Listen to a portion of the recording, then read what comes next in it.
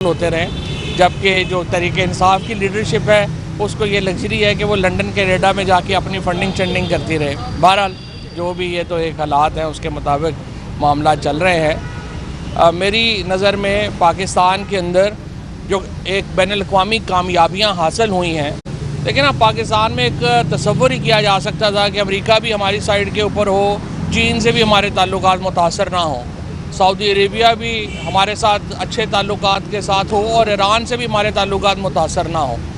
ये पाकिस्तान के अंदर एक रेयर मूवमेंट है इंटरनेशनली, और कि हम एक ऐसी बैनुल-अक़वामी सूरत हाल में खड़े हैं जहाँ पे ये सारे ममालिक पाकिस्तान को बैक कर रहे हैं। इस वक्त ज़रूरत इस बात की थी कि पाकिस्तान के अंदर भी हम एक जो पॉलिटिकल वोटैलिटी है, पॉलिटिक्स के अंदर जो एक तूफ़ान मचा हुआ है, उसको हम थामते और थोड़ा थम करके नीचे ला कर वो थोड़ा तूफ़ान थमता और हम टेम्परेचर नीचे लेके आते, ताकि पाकिस्तान के अंदर एक लगे कि एक इतनी बड़ी जब कुव्वतें पाकिस्तान के साथ हैं खड़ी बाहर, तो पाकिस्तान के अंदर भी कोई सुकून है। अगर पाकिस्तान के अंदर रोज़ ये लगेगा कि सुकून नहीं है, पाकिस्तान के अंदर एक पॉलिटिकल टर्मोइल बरपा रहेगा, एक सियासी तूफ़ान बपा रहेगा, कौन पाकिस्तान में, इसके बावजूद आप देखिए ना कि बैनुल-अक़वामी इतनी कामयाबियों के बावजूद पाकिस्तान के अंदर कोई इन्वेस्टमेंट नहीं आ रही। पाकिस्तान के अंदर इंपीरियल कॉलेज का भी आपने देखा, जो एक माशाल्लाह पंजाब हुकूमत ने जो है वो एक ड्रामा रचाया और बाद में शर्मिंदा होना पड़ा।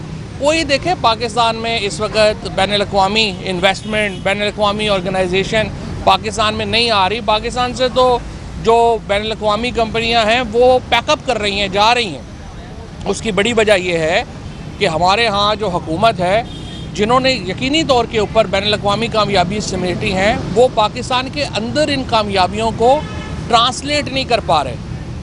और इसलिए मैं ये समझता हूँ कि वक्त आया है पाकिस्तान में कि इसको, कल सुहेल आफरीदी साहब ने जो नए वज़ीर आला हैं खैबर पख्तूनख्वा के, उन्होंने बड़ी ज़िम्मेदाराना बात की है। देखें, एक तो एक सूबे का वज़ीर आला जो 2/3 अक्सरियत से मुंतखब हुआ हो, आप उसे जेल में अपने लीडर से मुलाकात ना करने दें, ये वैसे ही कितनी तौहीन है उस सूबे के अवाम की। इससे आप अंदाज़ा लगाएं कि माइंडसेट क्या है। और अगर आपने उसके बाद उनको देखा हो, उसके बावजूद जब अदालत का 3 रुकनी अदालती बेंच ने उनको ऑर्डर किया, वो नहीं मिल सके, इसके बाद उन्होंने फिर कहा कि इमरान खान और हम मुज़ाकरात के हामी हैं। मैं समझता हूँ कि ये एक बड़ी मुस्बत बात थी सुहेल आफरीदी साहब की तरफ से, और ये वो चीज़ें हैं इस वक्त पाकिस्तान के अंदर। आपके पास 2 चीज़ें हैं, या आप इंगेजमेंट करेंगे या आप तहरीके इंसाफ को, सुहेल आफरीदी को पुश करेंगे कि वो आपके ख़िलाफ़ एक और मूवमेंट खड़ी करें। आप इंगेजमेंट करें, क्योंकि अगर दोबारा इस वक्त मूवमेंट का माहौल जो बनना शुरू होगा, उसके नतीजे में तहरीके इंसाफ को असम्बलियों से इस्तीफ़े देने पड़ेंगे। उसके नतीजे में पाकिस्तान के अंदर सियासी टेम्परेचर बढ़ेगा और ये टेम्परेचर फिर अगले 1-2 साल नीचे नहीं आएगा। जो अकल की बात है वो तो ये है कि जो इस वक्त खैबर पख्तूनख्वा के वज़ीर आला भी, बाकी तमाम तहरीके इंसाफ के लोग भी और ख़ुद इमरान खान भी कह रहे हैं इंगेजमेंट होनी चाहिए। इस इंगेजमेंट के मौके को इस वक्त ज़ाया नहीं करना चाहिए। और अगर चाहे हुकूमती वज़रा ने कहा कि वो एप्लीकेशन दें तो हम बनीगाला शिफ्ट कर देंगे, ये देखें, ये बातें ना करने वाली हैं। अगर आपने प्रैक्टिकली कुछ करना है तो बुशरा बीबी को बनीगाला शिफ्ट कर दें, इससे टेम्परेचर नीचे आएगा। आप इमरान खान को जो है वो अगर उनसे बातचीत करने से पहले बुशरा बीबी की जो बेल है उसकी हेयरिंग कर ले, उससे टेम्परेचर नीचे आएगा। पॉलिटिकल वर्कर्स के साथ जो हो रहा है, और पॉलिटिकल वर्कर जो तरीके इंसाफ का है, वो तो दोनों तरफ से पिस रहा है। एक तो अपनी लीडरशिप उसको नहीं पूछती, हुकूमत जो है उसके पीछे पड़ी हुई है, और उसके बाद ज़्यादातर लोग गरीब तरीन लोग हैं जिनको अपनी लीडरशिप ने भी जो है वो त्याग दिया है, उनके तरफ कभी कोई नहीं गया। इवन जो सीनियर लीडरशिप है, शाह महमूद कुरैशी हैं, यास्मीन राशिद हैं, एजाज चौधरी हैं, महमूद रशीद हैं, उमर चीमा है, इनकी क्या हैसियत है पॉलिसी की डिसीजन मेकिंग में? कोई हैसियत नहीं है। सो ये जो किराए के ऊपर लीडरशिप PTI में मौजूदा जो है वो लाई गई, उससे PTI का बहरान तो बढ़ रहा है, लेकिन वर्कर्स का बहरान बढ़ रहा है।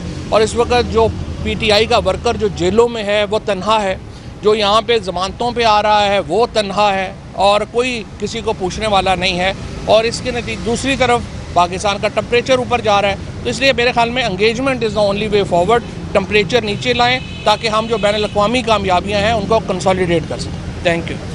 साहब ये बताइएगा कि आप टेम्परेचर कम करने की बात कर रहे हैं, दूसरी तरफ हुकूमत ने PLP पर पाबंदी लगा दी है और PLP के खिलाफ जो है वो उनके पकड़ दकड़ 9 मई के वाक़यात वाला ही सीन हो रहा है, तो किस तरह मुल्क में इसका काम आएगा? देखिए, TLP के ऊपर पाबंदी सिर्फ मौजूदा हुकूमत ने नहीं लगाई। 2021 में जो इमरान खान की काबीना थी उसने भी यही फैसला किया था। तो अगर एक जमात जिसके ऊपर 400 या 450 कत्ल या लिंचिंग का इल्ज़ाम है बिल वास्ता या बिला वास्ता, वो देखिए सियासत नहीं कर सकते। अगर मैं सियासत कर रहा हूँ तो और मैं निहत्ता हूँ और मेरे मुकाबले में बंदूक वाले ने आना है, तो देखिए मैं कैसे सियासत कर सकता हूँ। सो सियासत की पहली शर्त ये है कि जो आर्म्ड ग्रुप्स हैं, जो मुसल्ला मुतशद्दिद जत्थे हैं, उनको सियासत में जगह ना दी जाए। अगर election commission of Pakistan functional होता और इतना डिसफंक्शनल ना होता जितना अब है, तो ये जमात तो रजिस्टर ही नहीं हो सकती थी। लेकिन इसको सियासी मकासद के तहत उस वक्त रजिस्टर कराया गया और उसके बाद इनको जो है वो सियासतदानों के ऊपर खोल दिया जाता है, जब दिल होता है बंद कर दिया जाता है। नैब की पेशी के दौरान मरियम नवाज साहिबा ने इनके ऊपर इल्ज़ाम था कि उन्होंने नैब के ऑफिस में हमला किया है। आज अभी जो है अदालत से खबर आई है कि उनको जो है बाइज्जत बरी कर दिया गया, खराज मुकदमा की दरख्वास्त दी गई थी।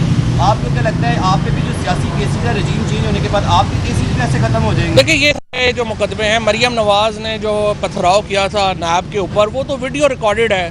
मुझे उम्मीद है कि जब इखराज रिपोर्ट TV चलाएंगे तो थोड़ी ज़रूरत ये भी करेंगे कि साथ जब मरियम नवाज ने पत्थर मारे वो भी साथ चलाएंगे, ताकि दोनों तरफ पता हो। अब ये कहना कि वो वाकई ही नहीं हुआ, तो बस जो चाहे जरा हुस्न करिश्मा साज करे।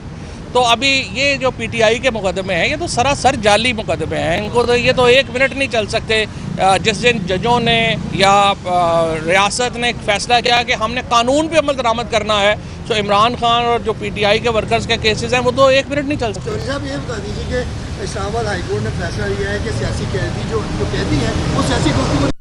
राना सनाउल्लाह साहब कह रहे हैं कि अगर इमरान खान की मुशावरत से KPK में जो असम्बली है काबीना बनी तो वो जैसे चैलेंज होगी वो सारी जो है डिजॉल्व हो जाएगी। राना सनाउल्लाह साहब जब से सेनेटर बने हैं वो बिल्कुल ही, मैं समझता हूँ कि अनफॉर्चुनेटली, पहले थोड़ी बहुत फिर भी वो असूल की बात कर लेते थे। जब से वो एजाज चौधरी साहब की नशिस्त के ऊपर चोरी करके सेनेटर बन गए हैं, अब उसके बाद बिल्कुल ही वो सियासत की पटड़ी से उतर गए हैं। कोई बात अगर इमरान खान मसलन ये कहेंगे कि जेल में उनके साथ क्या ज़्यादतियाँ हो रही हैं, तो क्या ये सियासी बात होगी या एक अमूमी बात होगी? अगर वो मईशत के ऊपर बात करें कि मिडिल क्लास जो है उसकी कमर टूट गई है और पाकिस्तान का जो सैलरीड तबका है उसका इस वक्त सबसे बुरा हाल है, तो ये मईशत के ऊपर बात होगी या ये सियासी बात होगी? हर बात का एक सियासी एंगल है। आप कैसे उसको डिटरमिन करेंगे कि वो सियासत है या नहीं है? तो मेरा ख्याल है राना सनाउल्लाह साहब अब सेनेटर बन गए हैं, लेकिन इसका मतलब ये तो नहीं है कि वो सारी चीज़ों को जो वो भूल भुला जाएँ। उन्हें हौसला करना चाहिए और थोड़ा बहुत अपना जो सियासत में कद है उसको बरकरार रखें। अपने बाकी दोस्तों को इधर उधर देखें, वो इतने नंगे नहीं हो रहे जितने वो हो रहे हैं।